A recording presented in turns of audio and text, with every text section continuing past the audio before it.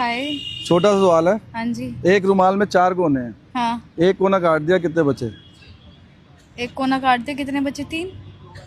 ध्यान से सुनो लड़कियां, मेरी बात ध्यान से सुनती नहीं। एक रुमाल के 4 कोने हैं, एक कोना काट दिया, कितने बचे? एक कोना काट दिया, 4 ही बचे। दोस्तों इनके हिसाब से एक 4 काट कोने थे, एक कोना काट दिया, कह रहे 4 ही बचे। भैया आप बता दो प्लीज। यह है कि एक रुमाल है और उस रुमाल में 4 कोने हैं और इनमें से एक कोने काट दिया जाता है तो कितने कोने होंगे?